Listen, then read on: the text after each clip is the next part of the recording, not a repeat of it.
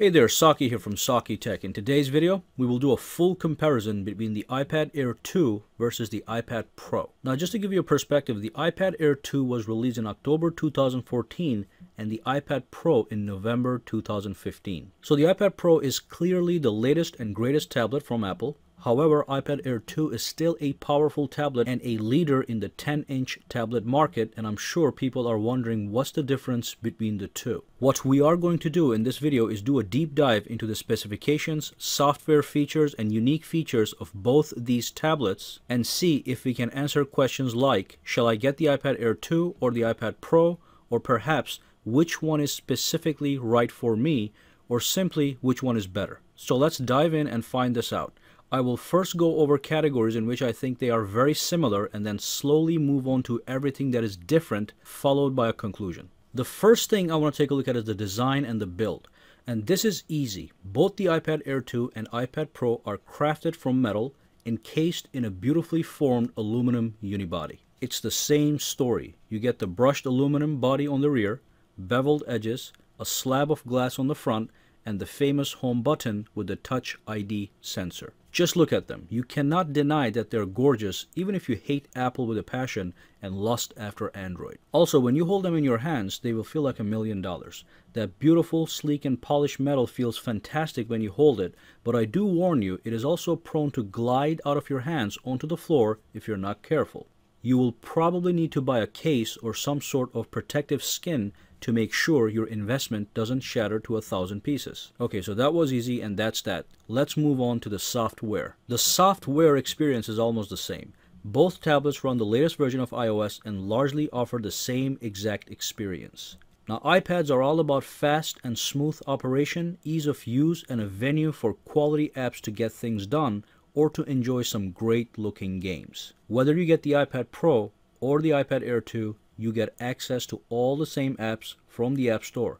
The only exception is that some apps on the iPad Pro will be more useful with the use of Apple Pencil, which I'll be talking about in a minute. Now, obviously, the bigger screen on the iPad Pro will allow you to work with some features and apps much better. For instance, when working with split-screen multitasking, you get more room per app, which makes it easier and more productive to multitask. If you are watching a movie or playing a game, it will be much more immersive on a large screen. Or if you're editing a movie or an image, once again, you have more room to get work done. It's just like having a smaller desk versus a larger desk to work on. So the software experience is just about the same. Now, next up, let's dive in and take a look at the processor and memory to see the difference in power between the two. The iPad Pro comes with a 64-bit Apple A9X chip, which is a dual-core processor clocked at 2.25 GHz with 4 GB of RAM, whereas the iPad Air 2 comes with the A8X chip with a tri-core processor clocked at 1.5 GHz and 2 GB of RAM. Now, Apple has announced that the A9X chip is 1.8 times the CPU performance of the iPad Air 2 and double the graphics performance, so we'll do a few benchmarks to put this to test. The first benchmark will be the standard Geekbench test, which will use some real-world scenarios to stress test these devices, and then we can compare the numbers. So let's dive in. So we made sure nothing was running in the background, and we're going to launch the test right now. iPad Air 2 first and iPad Pro next. And let's just fast forward this to the end and take a look at the numbers. So as you can see, the single core performance on the iPad Pro is considerably faster than the iPad Air 2. And if you look at the multi-core score, it also is much faster. Even though not as fast as a single core, it's still 20 to 30% faster on the multi-score and 80% faster on the single core score. The second test will be for iMovie. We will export a 1-minute video clip that was recorded in 1080p at 60 frames per second on an iPhone 6s Plus, and we'll see how much faster the iPad Pro will accomplish the exporting process. Alright, so let's do a save video from the sharing option, and we're gonna save the video in 1080p, of course. So let's tap on save video on the iPad Air 2, iPad Pro, and choose HD 1080p, and I'm going to start the iPad Air 2 first, as you can see, and the iPad Pro right after. There was a 1 second delay, and as you can see, so far they're pretty close to each other. Okay, so we know that the iPad Pro has a 1 or 2 second lead already, and it's almost over on both of these guys. Let's see which one gets done first. So the iPad Pro started later, but it got done first, so it's definitely faster. And a couple seconds later, the iPad Air 2 was done. So it's obvious that the iPad Pro will export your movies faster. In this case, there was a 4 to 3 second lead. Alright, so the iPad Pro is in fact faster. Now here's the situation though. The iPad Air 2 is already a super fast device, and for daily tasks such as browsing, app usage, movie watching, and even gaming, it's perfect. The extra speed that the iPad Pro offers, I think, is more useful when dealing with heavy-duty production apps such as iMovie to edit a movie, especially when you're working with larger files and higher resolutions. I don't mean to say that the iPad Air 2 cannot handle production tasks, but the iPad Pro simply is going to get them done faster. And to some people, that actually matters. Let's quickly take a look at the weight and dimensions. So the iPad Pro measures 305.7 millimeters in height, 220.6 millimeters wide, and 6.9 millimeters thick, and weighs 713 grams. The iPad Air 2 measures 240 millimeters in height, 169.5 millimeters wide, and 6.1 millimeters thick, and weighs 437 grams. There isn't much to talk about here. We know that the iPad Pro is the larger device in every respect, but I simply love to share these numbers anyway. So let's move on to something that actually matters: display quality and display size. The iPad Pro has a 12.9-inch screen with a resolution of 2732 by 2048 with 264 pixels per inches, and the iPad Air 2 has a 9.7-inch screen with a resolution of 2048 by 1536 with 264 pixels per inches. Both the Pro and the Air 2 come with gorgeous displays. Now the iPad Pro does have an enhanced multi-touch technology that allows for the Apple Pencil to work with it for precise note-taking. But otherwise, the quality and sharpness of the display is equal for both. You get the same amount of pixels per inches on either tablet, which is 264. Both of these displays feature anti-reflective coating for better daytime visibility and fingerprint-resistant coating for reducing those annoying smudges from your fingers. And honestly, the only decision to make here is whether or not you need a larger screen or not. So let's move on. And let me quickly talk about the speakers, which are considerably better on the iPad Pro. First of all, it has 4 high-fidelity speakers, 2 on the top and 2 at the bottom, that produce 3 times more sound output than the iPad Air 2, which only has 2 speakers at the bottom. So if you watch videos or listen to music, you can bet that you will get richer and louder sound from the iPad Pro,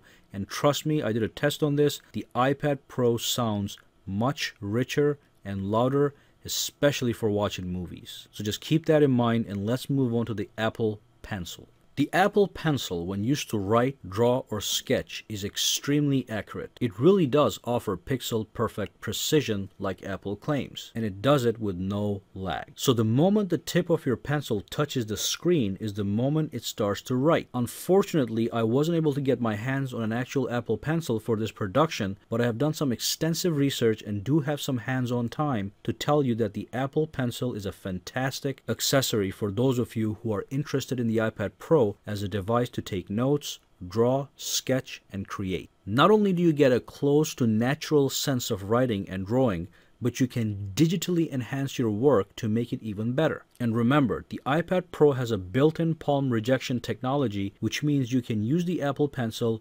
while your palm is actually resting on the display without affecting anything. And yes, it works flawlessly. Now obviously the iPad Air 2 is completely lacking this feature. This is a comparison video, and I'm compelled to tell you that if serious note-taking and sketching is your thing, the iPad Pro is obviously the much better choice thanks to Apple Pencil. Alright, so let's talk about the camera. So whether you get the iPad Pro or the iPad Air 2, you get the exact same cameras, both on the rear and the front. On the rear, you have an 8 megapixels iSight camera with an aperture of f2.4, and you can record video in 1080p at 30 frames per second. On the front, you've got a 1.2 megapixel FaceTime camera with 720p video recording capability. I never use the cameras on my tablets ever, so I don't care about this too much, but if you want to do video conferencing and take some snapshots and some videos on the go, this will get the job done. And of course, we've got the Touch ID sensor on the home button. The fingerprint sensor works flawlessly 99.9% of the time on both of these guys. Now the iPad Pro is faster to unlock your device when your finger touches the Touch ID sensor, but otherwise they both work flawlessly except for the little speed difference. But this is not a big deal. So let's move on to the power and the battery. So the iPad Pro has a battery capacity of 10,307 milliamp hours, and the iPad Air 2 has a battery capacity of 7,340 milliamp hours. We do have different battery capacities. The iPad Pro has some more power, but Apple advertises the exact same battery life for both the iPad Pro and the iPad Air 2, which is up to 10 hours of surfing the web on Wi-Fi, watching video, or listening to music. A healthy mixture of all these three activities should last you 10 hours as well. So I would not worry about the battery life being short on the iPad Pro. It's a bigger, larger display, but that's why we have a bigger battery to make up for that difference. So what is the price you have to pay to get your hands on these things? For the iPad Pro, you can get the base model with 32 gigabytes of storage for $799, or if you wish to have more storage, you can dish out $949 for the 128 gigabytes model. iPad Air 2 is a little bit more generously priced at $499 for the base 16 gigabyte model, or you can get the 64 gigabytes or 128 gigabytes model with respective prices of $599 or $699. So it seems that the most expensive iPad Air 2 is still cheaper than the entry-level iPad Pro. Both products can be acquired in silver, gold, or gray colors. Now let's move on to a conclusion. Is the iPad Air Pro simply a larger version of the iPad Air 2? Yes and no. Answer is a little bit complicated. Look at them. They look identical, but one of them is larger.